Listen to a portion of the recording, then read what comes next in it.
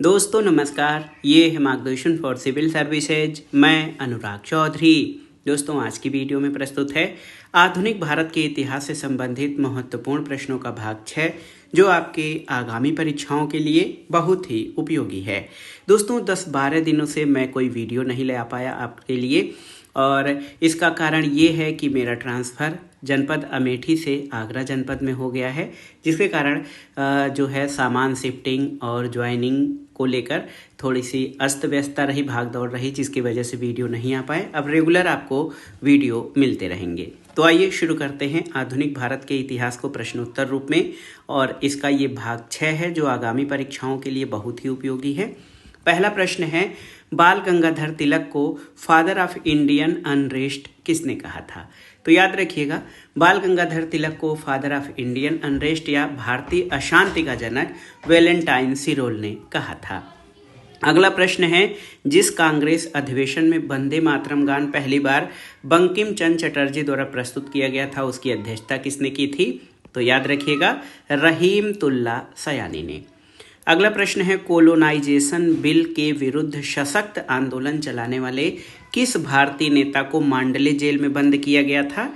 तो लाला लाजपत राय को। लाला लाजपत राय ने कोलोनाइजेशन बिल के विरुद्ध आंदोलन चलाया था। अगला प्रश्न है, क्रांतिकारी आंदोलन की पुस्तक बंदी जीवन के लेखक कौन थे? तो बंदी जीवन बहुत ही महत्वपूर्ण पुस्तक रही है। इसके लेखक सचिंद्रनाथ सान्याल थे बंदी जीवन के लेखक, और ये महत्वपूर्ण पुस्तक क्रांतिकारियों की थी।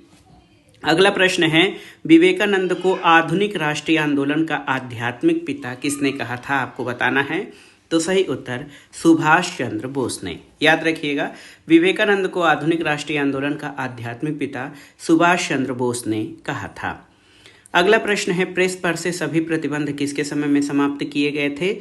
तो चार्ल्स मेटकाफ के समय में, और मेटकाफ को भारतीय समाचार पत्रों का मुक्तिदाता कहा जाता है। अगला प्रश्न है कि 1908 में किस नेता को 6 वर्ष के कारावास की सजा हुई थी? तो बाल गंगाधर तिलक को। एक और महत्वपूर्ण प्रश्न है, एनी बेसेंट ने किस पत्र का प्रकाशन किया था? तो सही उत्तर कॉमनवेल्थ का। इसके अलावा एक महत्वपूर्ण जो है महत्वपूर्ण पत्र न्यू इंडिया का प्रकाशन भी जो है ये एनी बेसेंट के द्वारा किया गया था। अगला प्रश्न है, हिंदू मुस्लिम एकता के राजदूत कहकर किसे संबोधित किया गया? तो मोहम्मद अली जिन्ना को। एक और महत्वपूर्ण प्रश्न है कि भारतीय राष्ट्रीय कांग्रेस का तीसरा अधिवेशन कहाँ आयोजित किया गया था? तो मद्रास में, जिसका वर्तमान नाम चेन्नई है। भारतीय राष्ट्रीय कांग्रेस का तीसरा अधिवेशन आयोजित किया गया था। पहला अधिवेशन बम्बई में गोकुलदास तेजपाल संस्कृत महाविद्यालय में आयोजित किया गया था। अगला प्रश्न है दोस्तों, गदर पार्टी की स्थापना कहाँ की गई थी? तो सैन फ्रांसिस्को अमेरिका में गदर पार्टी की स्थापना की गई थी। एक कथन है, Mahatma Gandhi like fleeting phantom rages dust not level. तो महात्मा गांधी केवल धूल उड़ाते हैं, अस्तर नहीं उठाते। ये कथन बाबा साहब डॉक्टर भीमराव अंबेडकर का है, याद रखिएगा। एक और महत्वपूर्ण प्रश्न है कि इस मुस्लिम नेता ने भारत विभाजन को टीचरस एक्ट या विश्वासघात का कार्य कहा था? तो सही उत्तर जो है ये खान अब्दुल गफ्फार खान, जिनको सीमांत गांधी के नाम से भी जाना जाता है, इन्होंने जो है भारत विभाजन को विश्वासघात कार्य कहा था। एक और प्रश्न है, out of sand of India I shall create a movement which would be larger than that of the Congress. मैं जो है भारत की रेत से ही कांग्रेस से बड़ा आंदोलन खड़ा कर दूंगा। ये कथन किसका है? तो ये महात्मा गांधी का कथन है। एक और महत्वपूर्ण प्रश्न है, 1857 का विद्रोह और भारतीय स्वतंत्रता युद्ध के लेखक कौन है? तो 1857 का विद्रोह अशोक मेहता, और भारतीय स्वतंत्रता युद्ध ये वी.डी. सावरकर की कृति है।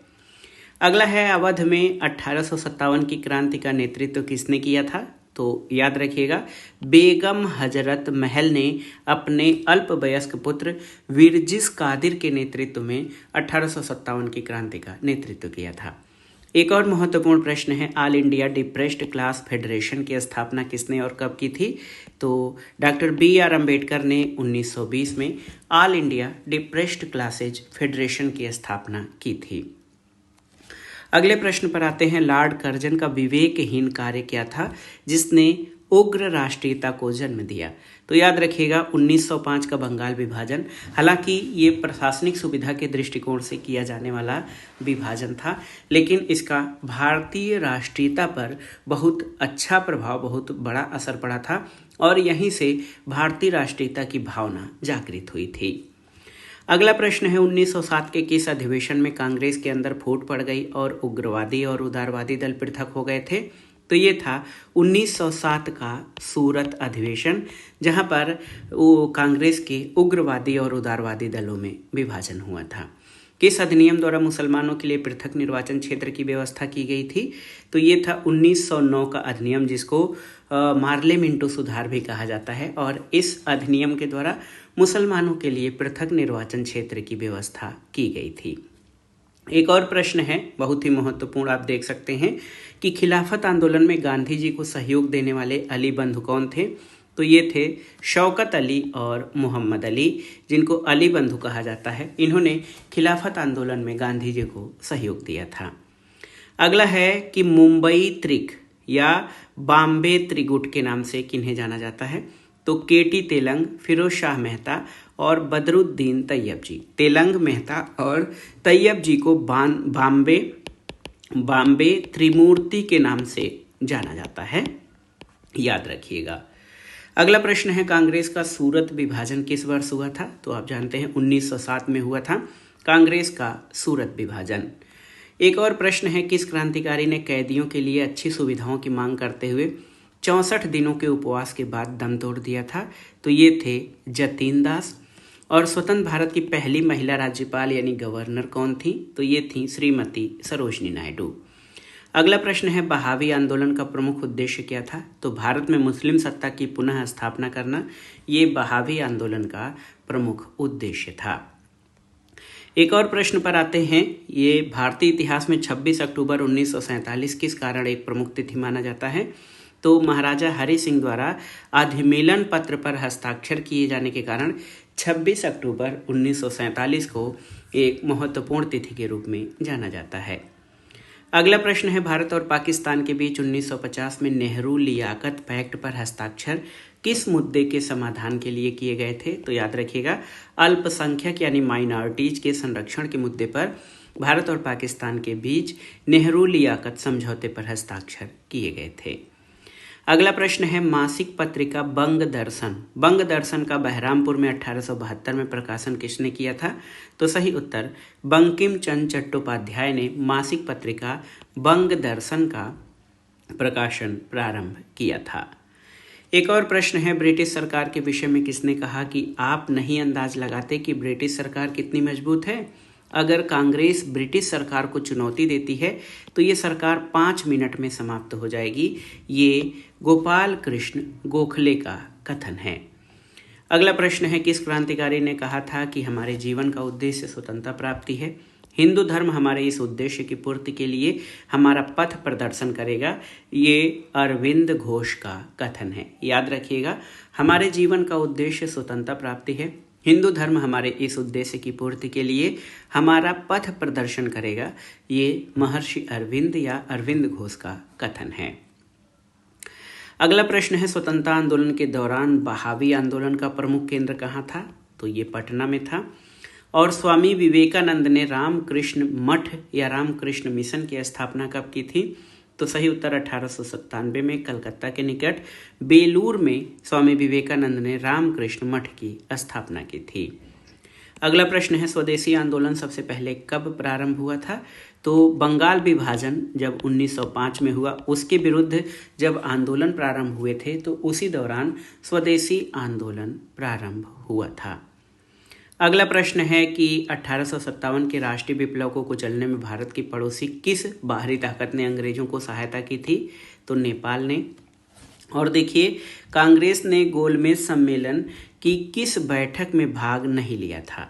तो कांग्रेस ने केवल दूसरी बैठक में भाग लिया था महात्मा गांधी के नेतृत्व में। पहली और तीसरी बैठक में कांग्रेस ने भाग नहीं लिया था। एक और प्रश्न है, वर्ष 1937 में जन जागरण मंच यानी मास अवेकनिंग लीग की स्थापना किस राज्य में की गई थी? मैसूर राज्य में। और आप खोज के बताइएगा कि इसके स्थापन या संस्थापकों में कौन कौन से लोग शामिल थे। अगला प्रश्न है, भारत के पूंजीपतियों की अलग से पार्टी बनाने का सुझाव किसने दिया था? तो टाटा ने। और भारतीय स्वतंत्रता अधिनियम 1947 किस दिन प्रभावी हुआ था? तो याद रखिएगा 15 अगस्त 1947 को प्रभावी हुआ था भारतीय स्वतंत्रता अधिनियम, जो कि ब्रिटिश पार्लियामेंट द्वारा पारित किया गया था। अगला प्रश्न है, किसान दिवस किस दिन मनाया जाता है? तो 23 दिसंबर को।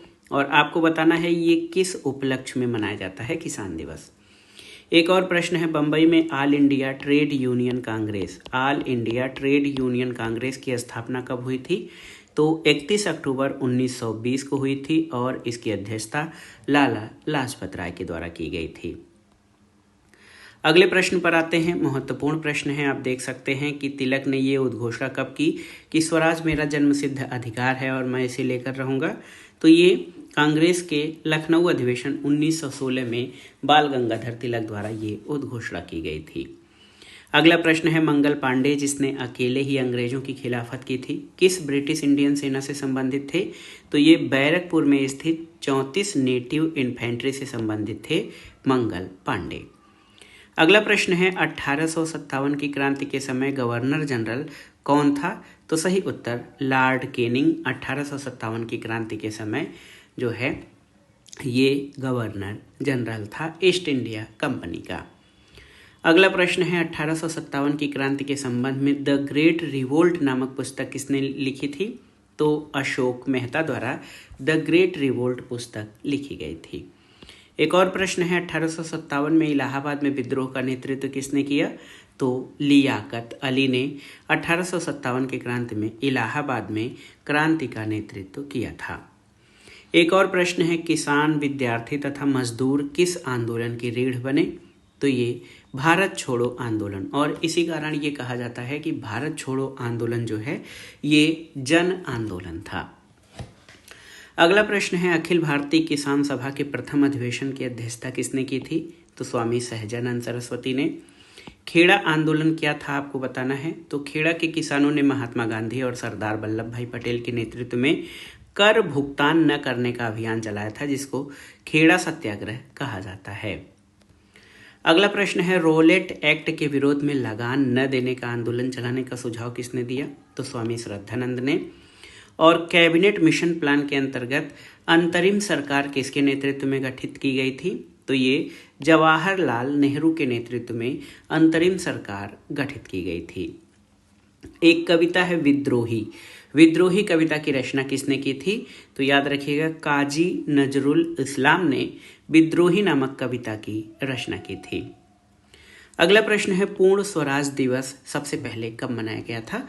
तो ये 26 जनवरी 1930 को मनाया गया था और लाहौर में सबसे पहले 26 जनवरी 1930 को पूर्ण स्वराज दिवस मनाए जाने का निर्णय लिया गया था। अगला प्रश्न है, हम ब्रिटेन की तबाही की कीमत पर भारत की स्वतंत्रता नहीं चाहते, ये कथन किसका है?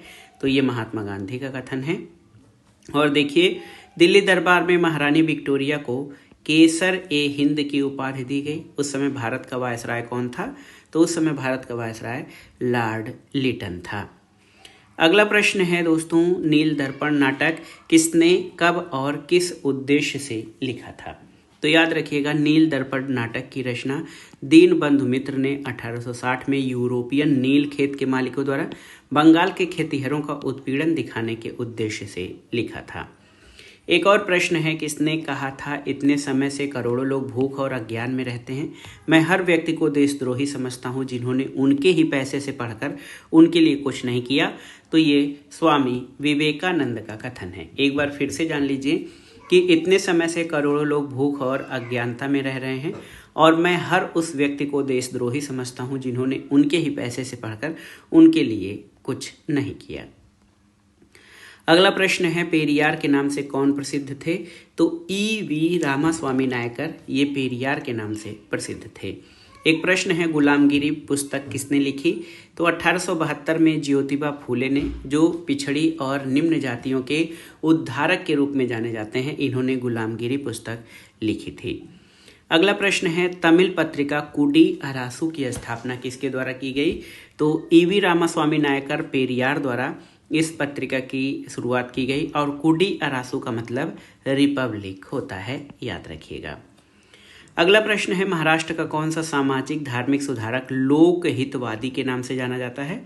तो महाराष्ट्र के गोपाल हरि देशमुख को लोक हितवादी के नाम से जाना जाता है। अगला प्रश्न है, शुद्धि आंदोलन किस संस्था ने प्रारंभ किया था? तो आर्य समाज ने। और लंदन में हुई गोलमेज कॉन्फ्रेंस के तीनों अधिवेशनों में कौन भारतीय नेता उपस्थित रहा? तो सही उत्तर डॉक्टर B.R. अम्बेडकर, याद रखिएगा। Doctor B.R. अम्बेडकर लंदन में गोलमेज कॉन्फ्रेंस के तीनों अधिवेशनों में उपस्थित रहने वाले भारतीय नेता थे। अगला प्रश्न है, कांग्रेस अधिवेशन के बारे में ये किसने कहा कि यदि हम वर्ष में एक बार मेढक की भांति टर्राएं तो हमें कुछ नहीं मिलेगा? ये बाल गंगाधर तिलक का कथन है। अगला प्रश्न है, रायल गढ़वाल राइफल्स के सैनिकों ने कहाँ निहत्थी भीड़ पर गोली चलाने से इनकार किया था? तो पेशावर में। और किस अधिवेशन में उदारवादी और उग्रवादी दलों में समझौता हुआ था? तो सही उत्तर लखनऊ अधिवेशन में कांग्रेस के उदारवादी और उग्रवादी दलों में समझौता हुआ था और इसमें बाल गंगाधर तिलक और एनी बेसेंट की महत्वपूर्ण भूमिका थी। अगला प्रश्न है कि भारतीय राष्ट्रीय कांग्रेस की ब्रिटिश समिति ने भारतीय मामलों से अंग्रेजों को अवगत कराने के लिए कौन सी साप्ताहिक पत्रिका निकाली थी? तो इसका नाम था इंडिया। और देखिए, 1857 के विद्रोह में बिहार में विद्रोहियों का नेतृत्व किसने किया? तो कुंवर सिंह ने किया था। एक और महत्वपूर्ण प्रश्न है, ये किसका कथन है कि कांग्रेस की आवाज़ जनता की आवाज़ नहीं है? तो फिरोज शाह मेहता ने कहा था कि कांग्रेस की आवाज़ जनता की आवाज़ नहीं है, क्योंकि उस समय में कांग्रेस में काफ़ी बड़े लोग शामिल थे, उसमें मध्यम वर्ग और निचले वर्ग के लोग शामिल नहीं थे। इसलिए फिरोज शाह मेहता ने कहा था कि कांग्रेस की आवाज़ जनता की आवाज़ नहीं है। एक और महत्वपूर्ण प्रश्न देखिए, कथन है कि इस विशाल देश में कोई प्रगति संभव नहीं है जब तक कि हिंदू और मुसलमान दोनों मिलकर एक न हो जाएं। तो ये महादेव गोविंद राणा डे का कथन है, याद रखिएगा। एक और महत्वपूर्ण प्रश्न है, पूना समझौते का मुख्य लक्ष्य क्या था? तो पूना समझौता महात्मा गांधी और डॉक्टर B.R. अम्बेडकर के बीच 1932 में हुआ था। इसका लक्ष्य था निचली जातियों का पृथक प्रतिनिधित्व। अगले प्रश्न पर आते हैं, भारत छोड़ो आंदोलन पूर्व ब्रिटिश सरकार ने गांधी जी सहित कांग्रेस नेताओं को बंबई में गिरफ्तार करने की योजना को क्या नाम दिया था? तो भारत छोड़ो आंदोलन के पहले कांग्रेस के सभी बड़े नेताओं को गिरफ्तार कर लिया गया था और इसका नाम था ऑपरेशन जीरो आवर। अगला प्रश्न है दोस्तों, 1889 में अहमदिया आंदोलन किसने प्रारंभ किया था? तो अहमदिया आंदोलन के प्रारंभकर्ता आप जानते हैं मिर्जा गुलाम अहमद थे। एक और है, कौन सा विद्रोह 1816 में प्रारंभ हुआ और 1932 तक चला? तो ये कोल विद्रोह था। और देखिए, पूर्ण स्वतंत्रता के लिए कांग्रेस का प्रस्ताव किस वायसराय के काल में पारित किया गया था? तो ये लॉर्ड बेवेल के शासनकाल में पूर्ण स्वतंत्रता के लिए कांग्रेस का प्रस्ताव पारित किया गया था। गांधी जी के लिए किसने कहा कि वो अर्धनग्न फकीर हैं? तो ब्रिटेन के प्रधानमंत्री विंस्टन चर्चिल ने कहा था कि वो अर्धनग्न फकीर है। सम्राट जॉर्ज पंचम के भारत आगमन के समय वायसराय कौन था? तो लॉर्ड हार्डिंग द्वितीय था। और देखिए, भारतीय स्वतंत्रता लीग का गठन किसने किया था? तो रास बिहारी बोस और जवाहरलाल नेहरू ने 1928 में जो है भारतीय स्वतंत्रता लीग या इंडियन इंडिपेंडेंस लीग की स्थापना की थी। अगले प्रश्न पर आते हैं, महत्वपूर्ण प्रश्न है, 1920 में आर्य समाज ने किसके नेतृत्व में शुद्धि आंदोलन चलाया था? तो सही उत्तर स्वामी श्रद्धानंद के नेतृत्व में 1920 में आर्य समाज द्वारा शुद्धि आंदोलन चलाया गया था। अगला प्रश्न है, शरद चंद्र चटर्जी की किस पुस्तक के अत्यंत लोकप्रिय होने के कारण उसके प्रकाशन पर प्रतिबंध लगा दिया गया? तो पाथेर दावी, ये महत्वपूर्ण उपन्यास है। और 1931 में बने भारतीय ट्रेड यूनियन संघ के प्रमुख नेता कौन थे? तो M.N. जोशी, V.V. गिरी और मृणाल कांति बोस, ये 1931 में बने भारतीय ट्रेड यूनियन के प्रमुख नेताओं में शामिल थे। अगला प्रश्न है प्रथम भारतीय जो भारतीय सिविल सेवा में सफल हुए, तो ये सत्येंद्र नाथ टैगोर थे। 1863 में इन्होंने इंडियन सिविल सर्विसेज परीक्षा में सफलता पाई थी। अगले प्रश्न पर आते हैं, अंग्रेज कब से भारतीय राष्ट्रीय कांग्रेस के विरोधी हुए, तो 1887 से। 1885 में इसकी स्थापना हुई थी कांग्रेस की और इसका विकास होने लगा, बहुत तेज़ी से इसमें बढ़ोतरी हुई, इसके सदस्यों की संख्या में लोग कांग्रेस से जुड़ने लगे और अंग्रेज 1887 से भारतीय राष्ट्रीय कांग्रेस के विरोधी हो गए थे। आज की वीडियो का आखिरी प्रश्न है कि स्वदेशी आंदोलन सबसे पहले कब प्रारंभ हुआ, तो बंगाल विभाजन के विरुद्ध आरंभ हुए आंदोलन के समय जो है स्वदेशी आंदोलन प्रारंभ हुआ था 1905 से। तो ये था आज का वीडियो। इसमें आपने भारतीय स्वतंत्रता आंदोलन और आधुनिक भारत के इतिहास से संबंधित महत्वपूर्ण प्रश्नों को प्रश्नोत्तर रूप में कवर किया और ये जो फॉर्म है प्रश्नोत्तर रूप में, ये अधिक से अधिक प्रश्नों को हम कम समय में बहुत जल्दी तैयार कर लेते हैं, इसी के लिए ये श्रृंखला चलाई जा रही है। तो ये वीडियो आपको कैसा लगा हमें कमेंट बॉक्स में ज़रूर बताइएगा। वीडियो को लाइक करें, शेयर करें और इस चैनल मार्गदर्शन फॉर सिविल सर्विसेज को सब्सक्राइब करें। वीडियो देखने के लिए धन्यवाद दोस्तों, नमस्कार।